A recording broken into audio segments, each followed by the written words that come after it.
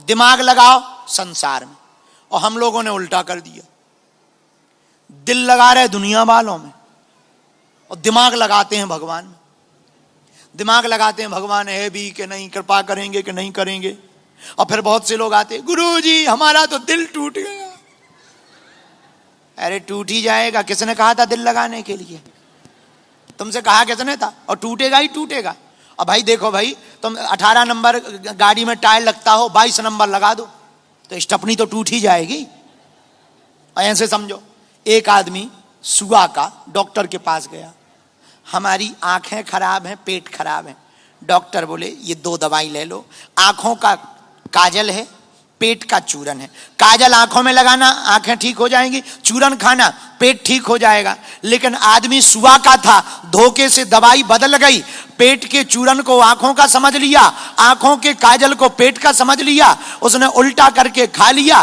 परिणाम जो दिखाई पड़ रहा था वो भी अंधा हो गया। पेट जो थोड़ा ठीक ठाक था, इतनी तेज 62 खुल गया कि लगे रेसा हूं, यहां से पानी पिया वहां। और मन का पूरा खेल है। ऐसे हम कितनी बढ़िया कथा सुना रहे, कितनी अच्छी कथा सुना रहे, लेकिन कुछ लोग जो यहां बैठे हैं इनमें से किसी को गैस हो जाए तो हम कितनी करोड़ों की कथा सुनाए तो और कितनी देर चलनी है। और हम करोड़ों की कथा सुना रहे, हनुमान जी की भक्ति करो, तुम कहोगे हाँ करो। क्यों? क्योंकि एक फंक्शन खराब हो गया तो पूरी कथा खराब लग रही, और इतने में गैस पास हो जाए फिर कहोगे हाँ भक्ति करो भैया। अब बताओ वही बात कितनी अच्छी लगने लगेगी। पेट का फंक्शन ठीक हुआ, फिर कथा अच्छी लगने लगी। तो क्या हुआ, आदमी गया डॉक्टर से कहा आंखें खराब, पेट खराब, दवाई ली, उल्टी हो गई, एक्सचेंज हो गई। आंखों की दवाई पेट का बना के खा लिया, पेट की दवाई आंखों में लगा ली, अंधा हो गया, पेट और डिस्टर्ब हो गया। डॉक्टर के पास 4 कंधों पे गया। डॉक्टर बोले क्या बात है? बोले हालत खराब है। तो डॉक्टर ने कहा दवा तो दी थी? बोले दी थी, उसी में और खराब हो गई। तो डॉक्टर बोले दवा तो ऐसी थी कि सही होनी चाहिए, जरा दिखाओ कौन सी दवाई थी। उसने दोनों गोलियां रख दी। ये आपने चूरन दिया था पेट के लिए, ये आंखों के लिए आपने दिया। अरे बोले उल्लू नाथ, उल्टा कर दिया है। पेट का तुमने आंखों में डाल दिया, आंखों का पेट में डाल दिया, इसलिए खराब हो गया। यही हम लोगों का है। बहुत से लोग आते हम दुखी है महाराज, दुखी का कारण कुछ नहीं, भगवान ने 2 सिस्टम दिए, एक दिल दी, एक दिमाग दिया। दिमाग दिया संसार में लगाने के लिए, दिल दिया भगवान के चरणों में लगाने के लिए। और तुम उल्टा कर दोगे तो दुखी रहोगे। अब हम लोग दिल तो लगाते हैं पड़ोसन से, और दिमाग लगाते भगवान के पास। भगवान होते हैं नहीं होते हैं, कोई भक्ति करने से कुछ होगा कि नहीं होगा? ठटरी के बरे नक्कटा मूसर चंदा है। इसलिए तुम हैरान हो महाराज, करें क्या? बहुत सरल उपाय है। दिल भगवान के चरणों में लगाओ, दिमाग संसार में लगाओ, तन से संसारी हो जाओ, मन से सन्यासी हो जाओ। और कल हमने कहा था, फिर आज कहते हैं, तुम तन से संसार के रिश्ते निभाओ, मन से भगवान से नाता निभाओ, तो दोनों निभ जाएंगे। जगत के भी रहोगे, जगदीश के भी रहोगे, महात्मा के भी रहोगे, परमात्मा के भी रहोगे, और मां के भी रहोगे। लेकिन वो कब होगा? जब मेरे पागलो तुम्हारे अंदर संस्कार होंगे। तुम्हारे अंदर संस्कार नहीं होंगे तो किसी चीज का नहीं कोई काम। भैया दूसरी बात, अंतिम बात, विराम करते करते और बोल दें, सबसे बढ़िया बात है खुद को सुधारना। दुनिया को सुधारना लक्ष्य बाद में होना चाहिए, पहले खुद को सुधारना चाहिए। पहले खुद खुशी पानी चाहिए, फिर दूसरों को खुशी बांटनी चाहिए। अब पता लगे कि खुद की देवी विपत्ति में घूम रही और तुम दूसरे की दुख मिटाओ। यही हाल है समाज का। स्वयं की लाइट बुझी दे रही है, पड़ोसी का बल्ब ठीक कर रहे। हाँ, बाद में दूसरों का, पहले खुद का जलाओ, खुद में प्रसन्नता लाओ। हम दूसरों को उपदेश देते हैं, खुद नहीं चलते हैं। उपदेश देने के पहले स्वयं चलना प्रारंभ कर दो। और स्वयं चलने के लिए बच्चों को अगर सनातनी बनाना है तो पहले माँ बाप को कट्टर सनातनी बनना पड़ेगा। और अगर बच्चे सनातनी आप देखना चाहते तो पहले आपको सनातनी दिखना पड़ेगा, वाणी से भी, विचार से भी और कर्म से भी। और एक बात हम तुम्हें बहुत प्रार्थना पूर्वक कह दें भैया, हम लोग भाग्यशाली हैं जो सनातन धर्म मिला है, ऐसा धर्म जो पूरी दुनिया को अपना मानता